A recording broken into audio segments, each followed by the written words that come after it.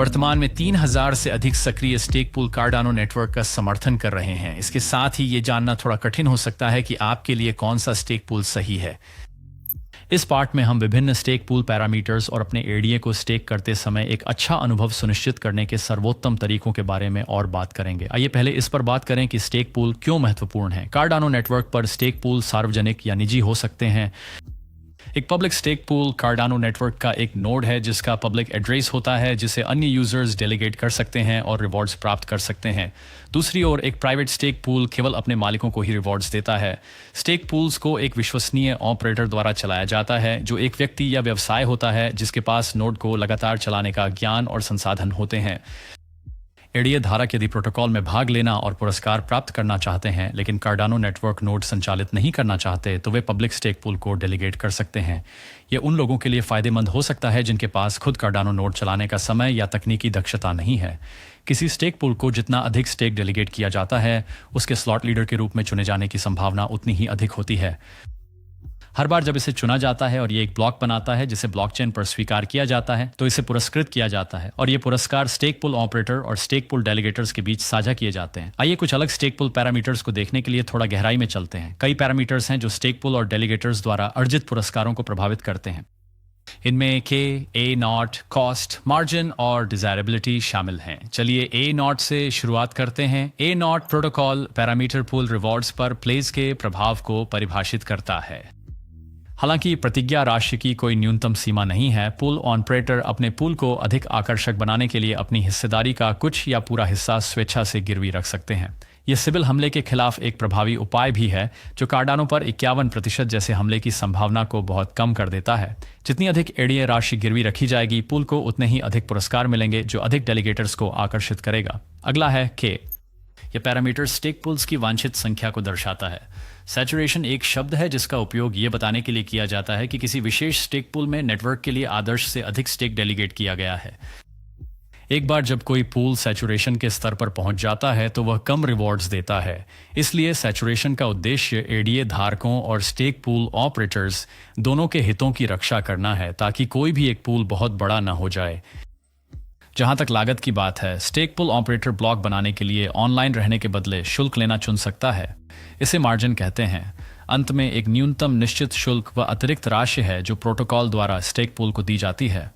Pool की वांछनीयता की गणना ऑनर के प्लेज्ड स्टेक, लागत और मार्जिन को लेकर और उन्हें सैचुरेशन और पूल के प्रदर्शन के प्रभाव के साथ जोड़कर की जाती है।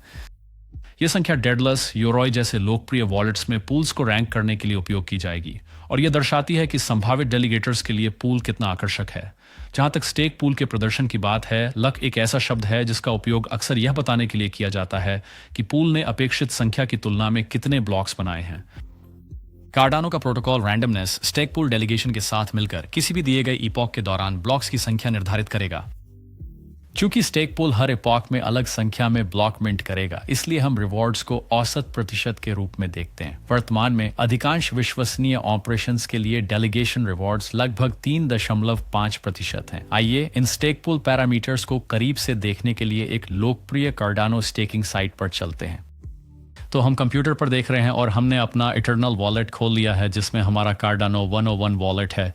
और स्टेक पूल्स के लिए उपलब्ध विभिन्न विकल्पों को देखने के संदर्भ में ये भी कुछ ऐसा है जिसे हमने पहले देखा था जब हमने वॉलेट सेटअप करने की प्रक्रिया पूरी की थी। लेकिन इस वीडियो में जल्दी से इसे देखते हुए यदि हम स्टेकिंग पर क्लिक करते हैं तो हमारे पास उपलब्ध पूल हैं जिन्हें हम डेलीगेट कर सकते हैं। अब उन चीज़ों का संदर्भ लेने के लिए जिनके बारे में हमने बात की थी, जब बात स्टेक पूल पैरामीटर्स की आती है तो हम सैचुरेशन, प्लेस, फीस और रिटर्न ऑन स्टेक देख सकते हैं।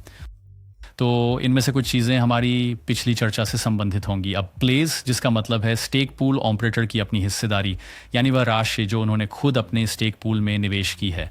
हमारे पास फीस भी है, तो हमारे पास मार्जिन है जो कि प्रतिशत है और फिर उस पैरामीटर में फिक्स्ड फीस की गणना की गई है। आमतौर पर आप कुछ अधिक रिटर्न वाले स्टेक पूल्स पर 0% देखेंगे। हालांकि हमें यह ध्यान में रखना होगा कि ये ऑपरेशन कितना टिकाऊ है, क्योंकि क्या पूल उस न्यूनतम 340 एड़ा के साथ खुद को बनाए रखने में सक्षम है। और बेशक ये एक इकोसिस्टम है और ये एक तरह का बिजनेस मॉडल है। तो इस मायने में स्टेक पूल चलाने को लेकर एक तरह की प्रतिस्पर्धा भी है। और फिर हमारे पास सैचुरेशन पॉइंट भी है। हम देख सकते हैं कि इस पूल में अभी कितनी डेलीगेशन है। डेलीगेशन इस बात को प्रभावित करेगी कि पूल कितने उतने ब्लॉक मिंट करता है, जितने ज़्यादा ब्लॉक उतने ज़्यादा रिवॉर्ड्स वगैरह वगैरह। तो इन खास पूल्स में से किसी एक को चुनने के लिए काफ़ी कुछ देखना होता है, और जहाँ तक आपके लिए सही पूल चुनने की बात है तो ये पूरी तरह से इस पर निर्भर करता है कि इकोसिस्टम में आपकी रुचि क्या है। तो अगर आप ईडीए होल्डर हैं और अगर आप मुझ जैसे किसी व्यक्ति को डेलीगेट करना चाहते हैं तो आप ऐसा इसलिए करेंगे क्योंकि आप इस कंटेंट के निर्माण का समर्थन करना चाहते हैं, आप उस चीज़ का हिस्सा बनना चाहते हैं जिसे हम इस इकोसिस्टम में बना रहे हैं। और यही बात किसी और के लिए भी लागू होती है जिसे आप चुनते हैं। शायद आप स्मॉग पूल को चुनें जो कार्डानो इकोसिस्टम के लिए अद्भुत हैं, उन्होंने pool.pm बनाया है। मान लीजिए आप बेरी पूल को चुनना चाहते हैं, इसके ऑनपरेटर एलेसेंड्रो कॉनराड हैं जो कार्डानो पर इस पूरे एनएफटी इकोसिस्टम के विकास के एक अद्भुत अग्रणी हैं। तो ऐसे बहुत से अलग अलग लोग हैं जिन्हें आप अपना एडर डेलीगेट करने के लिए चुन सकते हैं, और बहुत कुछ इस बात पर निर्भर करता है कि आप किससे संपर्क कर सकते हैं, है ना। यदि आपके पास कोई सवाल है, यदि कार्डानो के बारे में कुछ ऐसा है जो आप सीखना चाहते हैं, शायद आपको कुछ संसाधनों की आवश्यकता है, तो हम बस किसी भी एक ऐसे स्टेक पूल का नाम टाइप कर सकते हैं जिसे हम डेलीगेट करना चाहते हैं। इस मामले में हम काइजन स्टेक पूल को देख रहे हैं और ये सिर्फ आपको edapool.org वेबसाइट का उपयोग करके और अधिक दिखाने के लिए है। ये वेबसाइट अलग अलग स्टेक पूल पैरामीटर्स को देखने के लिए सबसे उपयोगी वेबसाइटों में से एक है। एक और बेहतरीन वेबसाइट pooltool.io है, इसे भी ज़रूर देखें। इसके अलावा यहाँ हमारे पास सैचुरेशन जैसी अन्य चीज़ें भी सूचीबद्ध हैं। हम पूल में वर्तमान डेलीगेशन की राशि और घोषित प्लेस देख सकते हैं। ये मेरा व्यक्तिगत निवेश है। हमारे पास मार्जिन शुल्क और निश्चित शुल्क है। तो यहाँ स्टेक पूल से जुड़ी अलग अलग जानकारी देखने के लिए एक बढ़िया लेआउट है। और अगर हम पूल्स पर जाएं तो मान लीजिए कि हम ये देख रहे हैं कि इन पूल्स को कैसे रैंक किया जाता है, तो ये उसी डिज़ायरेबिलिटी वाली बात पर वापस आ जाता है जिसके बारे में हम बात कर रहे थे। आप चुन सकते हैं कि आप इन स्टेक पूल्स को किस पैरामीटर के आधार पर रैंक करना चाहते हैं। इस मामले में आइए सबसे अधिक लक वाले पूल को चुनें। आप जानते हैं 658% लक एक ऐसे पूल के लिए जिसमें ज़रूरी नहीं कि बहुत ज़्यादा एरर डेलीगेशन में हो और शायद उसने बहुत ज़्यादा ब्लॉक्स भी मिंट न किए हों, लेकिन क्योंकि पूल में डेलीगेशन की मात्रा बहुत कम है और उसने पहले एक ब्लॉक बनाया है, शायद कुछ और, तो लक के मामले में इसका प्रतिशत बहुत अधिक है।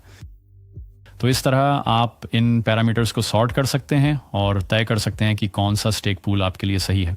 इस मामले में मान लीजिए मैं एक छोटे स्टेक पूल के साथ जाना चाहता हूं। शायद मैं किसी ऐसे पूल का समर्थन करना चाहता हूं जो अभी शुरुआत कर रहा है। ये बहुत छोटे स्टेक पूल हैं जिनमें शायद ही कोई एडर डेलीगेट किया गया हो, और हम ये देख सकते हैं कि कौन से पूल ओवर सैचुरेटेड होने वाले हैं। एक और ज़रूरी बात जो ध्यान में रखनी है वो ये है कि अगर पूल सैचुरेशन से ऊपर है तो रिवॉर्ड्स कम हो जाते हैं, जैसा हमने पहले बात की थी। तो इस लिहाज से एक डिसइंसेंटिव मैकेनिज्म भी है जहां आप ऐसे पूल में डेलीगेट नहीं करना चाहेंगे जो बहुत ज़्यादा सैचुरेटेड हो।